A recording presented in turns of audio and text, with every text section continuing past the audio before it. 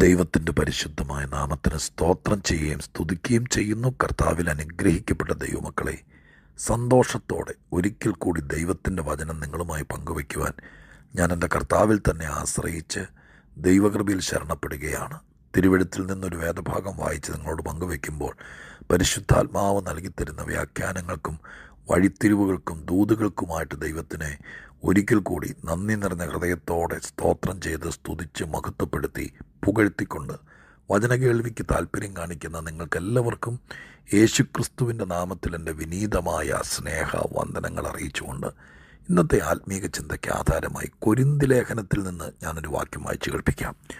1 കൊരിന്ത്യർ 12-ാം അധ്യായം അതിൻ്റെ 31-ാമത്തെ വാക്യം ഞാൻ നിങ്ങളെ വായിച്ച് കേൾപ്പിക്കാം. 1 കൊരിന്ത്യർ 12:31. ശ്രേഷ്ഠ വരങ്ങളെ വാഞ്ചിപ്പീൻ, ഇനി അതിശ്രേഷ്ഠമായൊരു മാർഗം ഞാൻ നിങ്ങൾക്ക് കാണിച്ചു തരാം. ആ വാചകം ഞാൻ ഒന്നോടെ ആവർത്തിക്കുന്നു. ഇനി അതിശ്രേഷ്ഠമായൊരു മാർഗം ഞാൻ നിങ്ങൾക്ക് കാണിച്ചു തരാം. പൗലോസ് അപ്പോസ്തലൻ്റെ ഈടുറ്റ ലേഖനമാണല്ലോ കൊരിന്ത്യർക്കെഴുതിയ ലേഖനം. ഇതിനകത്ത് പൗലോസ് ഒരുപാട് കാര്യങ്ങൾ ആത്മീകമായി കർത്താവിൽ നിന്ന് പ്രാപിച്ചിട്ട് സഭയ്ക്ക് വേണ്ടി ഏൽപ്പിച്ചു കൊടുക്കുന്ന രീതിയിൽ ആ ധ്വനിയിൽ എഴുതപ്പെട്ടിരിക്കുന്ന സ്വർഗീയ മർമ്മങ്ങളാണ്. പ്രത്യേകിച്ച് കൃപാവരങ്ങൾ എന്നൊരു വിഷയം ദൈവസഭയ്ക്കകത്ത് സർവശക്തനായ ദൈവം തിരുസഭയിൽ അംഗങ്ങളായിരിക്കുന്നവരുടെ സുഗമമായ ക്രിസ്തീയ ജീവിതത്തിന് ഉതകുന്ന ഒട്ടനവധി കൃപാവരങ്ങൾ ദൈവമായ കർത്താവ് ദാനം തരുന്നതിനെക്കുറിച്ച് പൗലോസാണ് കർത്താവിൽ നിന്നത് പ്രാപിച്ച് ആ വെളിപ്പാടുകൾ ദൈവസഭയ്ക്ക് പകർന്നു കൊടുത്തത്. വിവിധ വരങ്ങളെക്കുറിച്ച് ഈ 12-ാം അധ്യായത്തിനകത്തെല്ലാം കൃപാവരങ്ങളെക്കുറിച്ച് വളരെ വ്യക്തമായിട്ട് പ്രതിപാദിക്കുന്നുണ്ട്. ദൈവത്തിൻ്റെ ദാനമാണ് വരങ്ങൾ. അത് ലഭിക്കുന്നത് സഭാ വളർച്ചയ്ക്ക്, ശുശ്രൂഷയ്ക്ക്, മനുഷ്യർക്കൊക്കെ ഭയങ്കര ഉപകാരമാണ്. ഇത് പറഞ്ഞ് 12-ാമത്തെ അധ്യായം അവസാനിക്കുന്ന വാചകത്തിനകത്ത് ഈ കാര്യങ്ങളൊക്കെ പറഞ്ഞിട്ട് അദ്ദേഹം പറയുക, തീർന്നില്ല. ആ ലാഘവത്തോടെ അല്ലെങ്കിൽ ആ ചിന്തയോടെ വേണം നമുക്ക് ആ വാക്യത്തെ കാണാൻ. ഒത്തിരി കാര്യങ്ങൾ 30 വാക്യങ്ങൾക്കകത്ത് കൃപാവരങ്ങളുടെ പ്രയോജനവും കൃപാവരങ്ങളുടെ ഉപയോഗവും ഒക്കെ വളരെ തിട്ടമായിട്ട് ഓർപ്പിച്ചതിന് ശേഷം അവസാനത്തെ വാക്യത്തിനകത്ത് അദ്ദേഹം ആകാംക്ഷഭരിതനായി വായനക്കാരോട്, ഈ ലേഖനത്തിൻ്റെ ഉള്ളടക്കം ഗ്രഹിക്കുന്നവരോട് പൗലോസ് പറയുകയാണ്, തീർന്നില്ല, ഇനി അതിശ്രേഷ്ഠമായൊരു മാർഗം ഉണ്ട്, അത് ഞാൻ നിങ്ങൾക്ക് കാണിച്ചു തരാമെന്ന്. 13-ാം അധ്യായത്തിലേക്കുള്ള വിരൽ ചൂണ്ടിയാണത്. 13-ാം അധ്യായത്തിനകത്ത് സ്നേഹമെന്ന ആഴക്കടലിൻ്റെ ആ വാതായനങ്ങൾ തുറക്കുകയാണ് 13-ാം അധ്യായത്തിനകത്ത്. അതാണ് ഈ മാർഗം എന്നത് ഞാൻ വ്യക്തമായിട്ട് മനസ്സിലാക്കുന്നു. പക്ഷേ ഇന്ന് ഞാൻ ഈ വാക്കിനെ മാത്രം എടുത്തുകൊണ്ട് 13-ാം അധ്യായത്തിലേക്ക് നോക്കാൻ ഞാൻ ശ്രമിക്കാതെ ഈ വാചകത്തെ എടുത്തുകൊണ്ട് എന്നെ ഹൃദയത്തിൽ പ്രേരിപ്പിച്ച 1-2 കാര്യങ്ങൾ നിങ്ങൾക്ക് ഉപകരിക്കുമെനിക്ക് പൂർണ്ണ ഉറപ്പുണ്ട്. അത് നിങ്ങളുമായി പങ്കുവയ്ക്കട്ടെ. എന്താ പൗലോസ് പറയുന്നത്?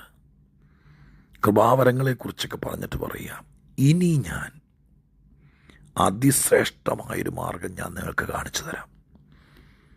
ഇനിയും അതിശ്രേഷ്ഠമായ മാർഗം ഉണ്ട്. ഞാൻ ആ വാക്ക് പല പ്രാവശ്യം എൻ്റെ ഹൃദയത്തിൽ ഉരുവിട്ടപ്പോൾ എൻ്റെ മനസ്സിനകത്ത് തൈര് കടഞ്ഞ് വെണ്ണ പൊങ്ങി വരുന്നത് പോലെ നിങ്ങൾക്കാർക്കൊക്കെയോ വേണ്ടി പറയാൻ എൻ്റെ ഹൃദയം തുടിക്കുന്നൊരു വാക്ക് ഞാൻ പറയട്ടെ. നിങ്ങളിപ്പോൾ ഏത് സ്ഥിതിയിൽ നിൽക്കുവാണെങ്കിലും ഇപ്പോഴത്തതിനേക്കാൾ അതിശ്രേഷ്ഠമായൊരു മാർഗം ഉണ്ട്. അതുകൊണ്ടല്ലേ കാണിച്ചു തരാമെന്ന് അങ്ങേരെ പറയുന്നത്.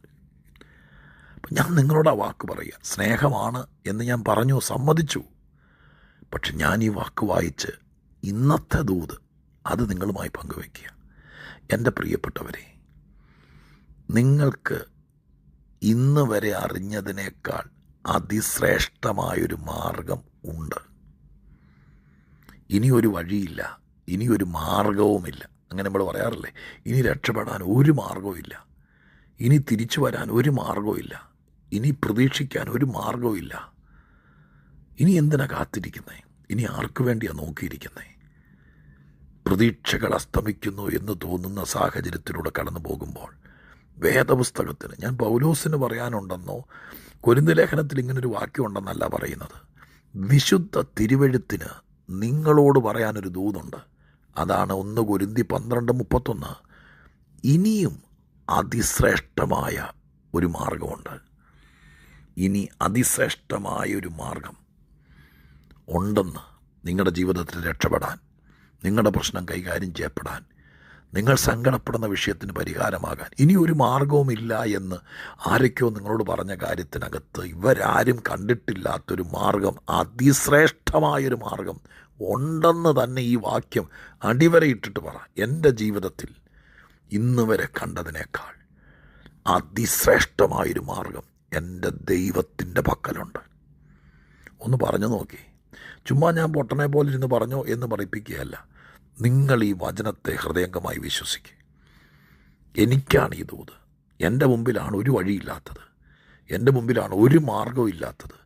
പക്ഷെ ദൈവത്തിൻ്റെ വചനം എന്നോട് പറയുന്നു, ഈ വാക്കെന്നോട് പറയുന്നു, അതിശ്രേഷ്ഠമായൊരു മാർഗമുണ്ട് നിങ്ങളുടെ ജീവിതം രക്ഷപ്പെടാൻ, നിങ്ങളിപ്പോൾ സഹിക്കുന്ന വ്യഥകൾക്ക് പരിഹാരം വരാൻ, നിങ്ങളുടെ അപമാനത്തിന് മാറ്റം വരാൻ, നിങ്ങൾ ആശങ്കപ്പെട്ടിരിക്കുന്നത് നിങ്ങൾക്ക് സുഗമമായി ലഭിക്കുവാൻ, നിങ്ങളുടെ സങ്കടങ്ങൾക്ക് അറുതി വരാൻ, നിങ്ങൾ ഭയപ്പെടുന്ന കാര്യം നിങ്ങൾക്ക് ഭവിക്കാതിരിപ്പാൻ, നിങ്ങൾ പ്രതീക്ഷിക്കുന്ന നല്ല കാലം നിങ്ങൾക്ക് വരാൻ, നിങ്ങൾ ഇത്രയും നാളും പ്രാർത്ഥിച്ച പ്രാർത്ഥനയുടെ മറുപടി നിങ്ങളുടെ കയ്യിലെത്താൻ അതിശ്രേഷ്ഠമായൊരു മാർഗം ഉണ്ട്.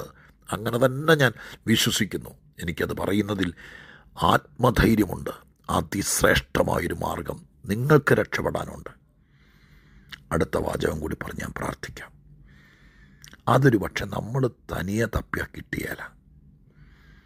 അറിവില്ലാത്തവരോട് ചോദിച്ചാൽ അവർ നമ്മൾ എന്ന് പറഞ്ഞാൽ അവർക്കും വലിയ പിടിയൊന്നുമില്ല. പക്ഷെ അതിശ്രേഷ്ഠ മാർഗം അത് കാണിച്ചു തരുന്ന ചിലരുണ്ട്.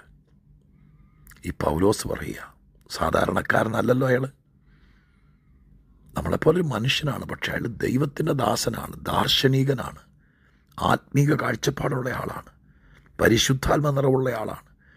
ആയിരക്കണക്കിന് ആളുകൾക്ക് അതിശ്രേഷ്ഠ മാർഗം കാണിച്ചു കൊടുക്കാൻ ദൈവം ഉപയോഗിച്ച മനുഷ്യനാണ്. അല്ലേ? ഞാൻ പറയുന്നത് സത്യമല്ലേ? അപ്പം നിങ്ങളൊരു കാര്യം ഓർക്കണം.